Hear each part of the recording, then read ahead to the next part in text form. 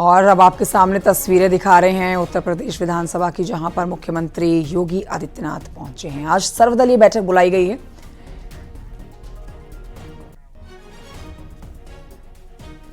कल बजट पेश किया जाना है, लेकिन उससे पहले आपको बताते हैं कि आज विधान भवन के मुख्य द्वार का उद्घाटन कर रहे हैं और यहां पर आप देखेंगे मुख्यमंत्री योगी आदित्यनाथ के साथ उनकी कैबिनेट के तमाम इस समय मंत्री मौजूद हैं। तस्वीरें सीधी आपके सामने पहुंचा रहे हैं लखनऊ से।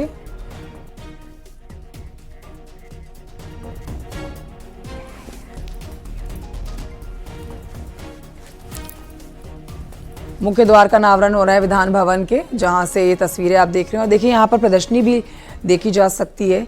यहाँ पर बीजेपी संगठन के दिग्गज, जिसमें प्रधानमंत्री नरेंद्र मोदी और आप राष्ट्रपति द्रौपदी मुर्मू की भी तस्वीर नीचे देख रहे थे। यहाँ पर उनकी तस्वीरें भी लगाई गई हैं और इसी बारे में जानकारी भी मुख्यमंत्री योगी आदित्यनाथ ले रहे हैं, उनको जानकारी भी दे रहे हैं उनकी कैबिनेट के मंत्री।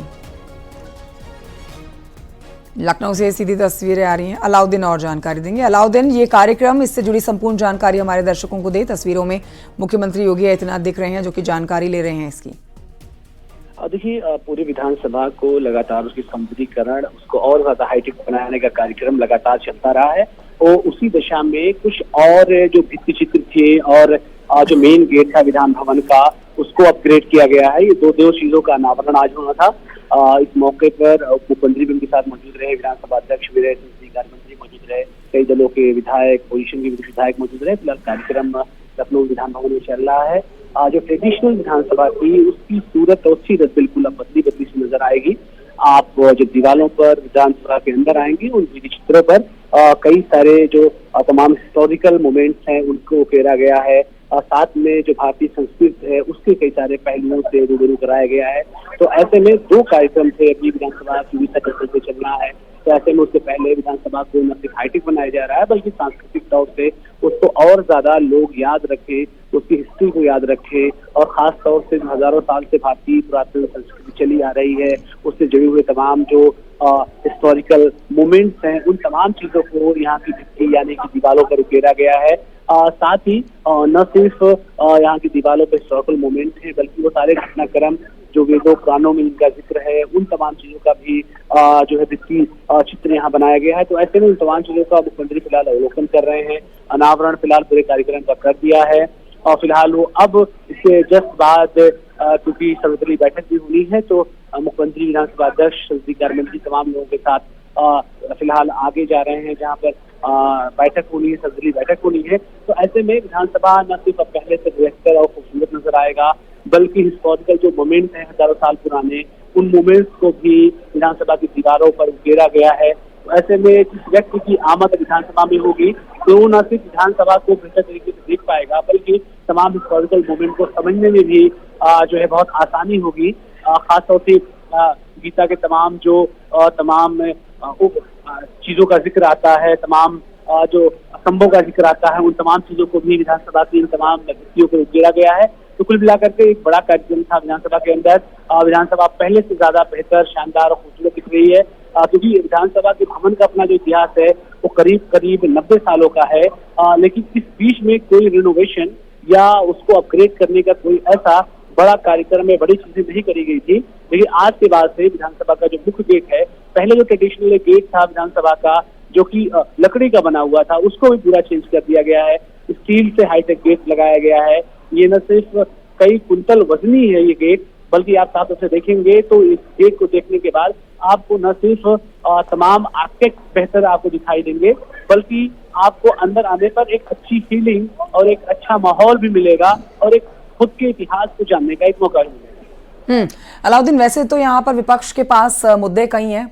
बहुत ही प्रमुख मुद्दा तो इस बार जो कल बजट में भी उठाया जाएगा वो महाकुंभ का ही होगा। लेकिन देखिए, विधान सभा के ये जो मुख्य द्वार का आज अनावरण मुख्यमंत्री योगी आदित्यनाथ के द्वारा हो रहा है विधान भवन के, अब इन्हीं रास्तों से तो विपक्ष भी निकलेगा क्योंकि कल बजट है और आज सर्वदलीय बैठक भी है। तो वैसे तो मुद्दे कई हैं, लेकिन क्या इस कार्यक्रम से जुड़ी हुई कोई बात, कोई प्रतिक्रिया विपक्ष की तरफ से निकलकर सामने आई है? देखिए, अभी थोड़ी देर पहले कार्य मंत्रणा की बैठक हुई थी और स्पेशली इस पर्टिकुलर जिस मामले के बारे में आप जानना चाहते हैं, इस बारे में अभी विपक्ष की तरफ से कोई बात नहीं आई है। और मुझे लगता है विपक्ष की तरफ से कोई बात आनी भी नहीं, क्योंकि विपक्ष की तरफ से आराधना मिश्रा मोना खुद इस कार्यक्रम में मौजूद थी। तो कार्यक्रम में मौजूद होने का मतलब है साफ तौर से कि कुछ मुद्दे ऐसे होते हैं जिन मुद्दों पे अपोजिशन भी सरकार के साथ रहता है। तो इस पर्टिकुलर मुद्दे पर कोई मतभेद और मनभेद नजर अगर आता तो अपोजिशन की तरफ से, खासतौर से अपोजिशन के नेता इनको बुलाए गए तो मौजूद नहीं रहते। नहीं समझा जा सकता है अलाउद्दीन, क्योंकि देखिए विपक्ष बजट को बिगाड़ने का मुद्दा या फिर बजट को लेकर तो सवाल जवाब करेगा ही, लेकिन ये मुद्दा भी बनाया जा सकता है क्योंकि यहाँ पर खर्च किया गया है। अब जिस तरह से साज सजावट की गई है, इस पूरे विधान भवन के मुख्य द्वार को सुंदर बनाया गया है, अद्भुत बनाया गया है, और हर कोई एक बार जरूर इस रास्ते से गुजरते हुए उन तस्वीरों को देखेगा, उन दीवारों को देखेगा जो पहले से बहुत ही अब अलग और बेहतरीन लग रही है। तो ऐसे में समझा जा सकता है, और जानकार भी ऐसा बताते हैं कि विपक्ष के लिए ये मुद्दा हो सकता है। देखिए ये कार्य मंत्रणा में, क्योंकि देखिए कार्य मंत्रणा की जो बैठक होती है उस बैठक में न सिर्फ विपक्ष मौजूद रहता है बल्कि सत्ता पक्ष, दोनों की सहमति से ही विधानसभा के तमाम रेनोवेशन और उन सब कामों को लेकर के एक फैसला हुआ था, जिसमें विपक्ष और सत्ता पक्ष दोनों सहमत था।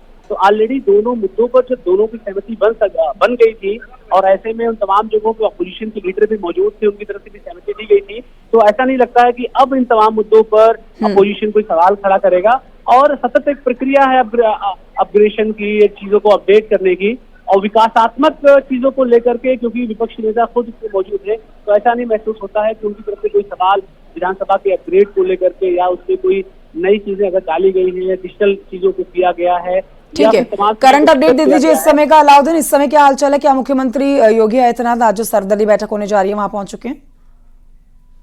फिलहाल यहाँ से जा चुके हैं, जहाँ से कार्यक्रम था 12:30 बजे बैठक होनी है, और 12:30 बजे ठीक जो कैंपस है वहाँ उनको पहुंचना है, और अब से कुछ देर बाद यानी 1 से 2 मिनट के बाद वो सर्वदलीय बैठक के अंदर रहेंगे। फिलहाल पत्रकारों को कहा गया है कि फोटोग्राफी के लिए, वीडियोग्राफी के लिए तमाम लोग अंदर आ जाएं। ठीक है, मैं लौटूंगी आपके पास और तस्वीरें पहले दिखाएंगे अपने दर्शकों को। ये सर्वदलीय बैठक की तस्वीरें जो हैं अब अंदर से आती हुई नजर अपने दर्शकों को दिखा रहे हैं, बेहद एक्सक्लूसिव तस्वीरें। देखिए यहाँ पर समाजवादी पार्टी के भी विधायक जो है वो मौजूद रहेंगे।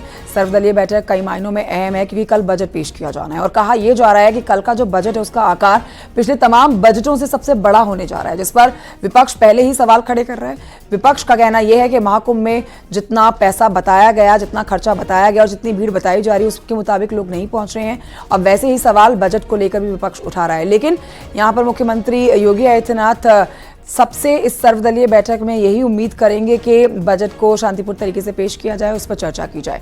अलाउद्दीन लगातार जानकारी हमें दे रहे हैं। अलाउद्दीन, तस्वीरें हम दिखा रहे हैं, अब से थोड़ी देर के बाद ये सर्वदलीय बैठक शुरू होने जा रही है। यहाँ पर इस समय कौन कौन विपक्ष से पहुंच चुका है?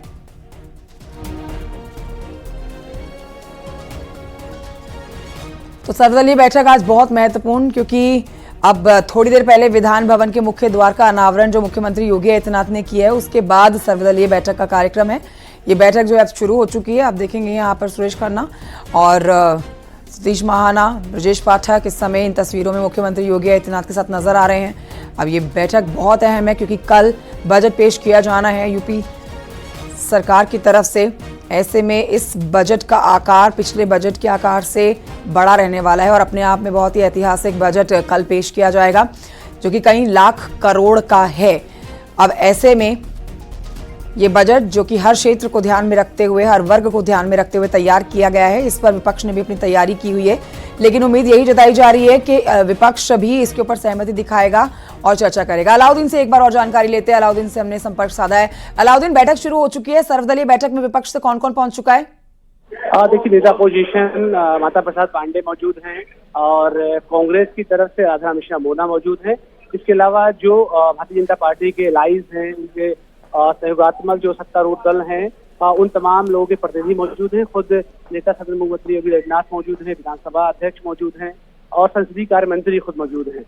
तो अब बैठक शुरू हो गई है, क्योंकि जो बैठक में ये बात तय हुई है अभी कार्य मंत्रणा में कि कल यानी 18 से लेकर के 5 मार्च तक सदन को चलाया जाना है। तो एक मुख्य मुद्दा ये था अपोजिशन की तरफ से कि 5 दिनों के बीच में जो छुट्टियां पड़ रही हैं उसमें भी सदन को चलाया जाए, क्योंकि कई सारे मुद्दे हैं जिन पर डिसीजन हो पाएगा आसानी से, और खासतौर से जो 5 दिन है उनका इस्तेमाल सही हो जाएगा।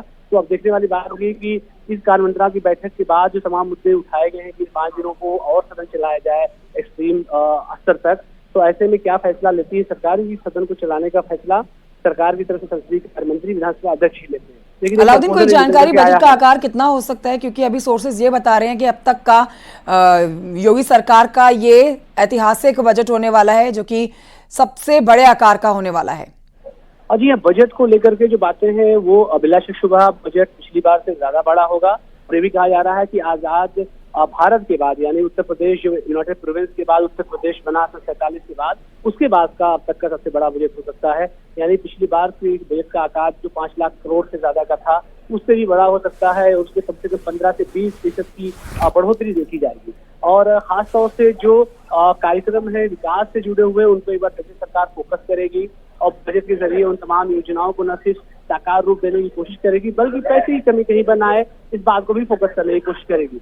कुल मिलाकर के सर्वदलीय बैठक के बाद वो तमाम बातें तय हो जाएंगी। देखने वाली बात ये भी है इम्पोर्टेंट कि इससे पहले चाहे वो शीतकालीन सत्र हो या इससे पहले कुछ वक्त के लिए जो बजट सत्र तमाम बुलाए गए थे, उसकी तुलना में इस बार का समय ज्यादा है और जनता के मुद्दों पर और खास तौर से जो सोशल मुद्दे हैं, लोक कल्याणकारी मुद्दे हैं, उस पर डिस्कशन करने का मौका ज्यादा मिलेगा। क्योंकि 18 से 5 के बीच में न सिर्फ लोगों को अपनी बात कह पाने का मौका मिलेगा, बल्कि विधायक अपने अपने इलाके की जो परेशानियां, दिक्कत या पॉजिटिव काम को लेकर के जो अप्रोच करेंगे, उसको बताने, जताने और रखने का भी ज्यादा मौका मिलेगा। क्योंकि पिछला भी जो शक्त था उसका समय भी कम था, लगातार पोजीशन पर सवाल उठा रहा था, लेकिन सरकार ने उन तमाम बाबतों को गौर करते हुए न सिर्फ समय सीमा का ख्याल रखना है, बल्कि समय को काफी बढ़ा भी दिया है। अब वो देखने वाली बात होगी इन 5 दिनों में अगर 1-2 दिन का कमाल एक बार फिर से अगर सरकार कर लेती है किसी विशेष डिसीजन के तौर पर, किसी डेवलपमेंट के डिसीजन के तौर पर, तो उसका फायदा भी बिला शक शुबा उत्तर प्रदेश के राज्य के निवासियों को मिलेगा। और उम्मीद की जा रही है कि जिस तरह सरकार ने बड़ा दिखाते हुए सत्र का समय बढ़ाया है, तो ऐसे में जो 5 दिन है, उन 5 दिनों में 1-2 दिन का इस्तेमाल और भी पॉजिटिव किया जा सकता है। फिलहाल जो अभी जो है उम्मीद नजर आ रही है वो आ रही है कि सरकार सदन को चलाएगी और साथ ही पॉजिटिविटी के साथ चलाने की कोशिश करेगी। ऑलराइट, बहुत शुक्रिया आपका अलाउद्दीन जानकारी के लिए। आपसे आगे जानकारी लेंगे। फिलहाल अपने दर्शकों को बता देते हैं कि विधान भवन के मुख्य द्वार का अनावरण करने के बाद अब मुख्यमंत्री योगी आदित्यनाथ कल बजट पेश करने से पहले देखिए आज अपनी सरकार के तमाम विधायक और विपक्ष के विधायक जो कि इस बैठक में मौजूद हैं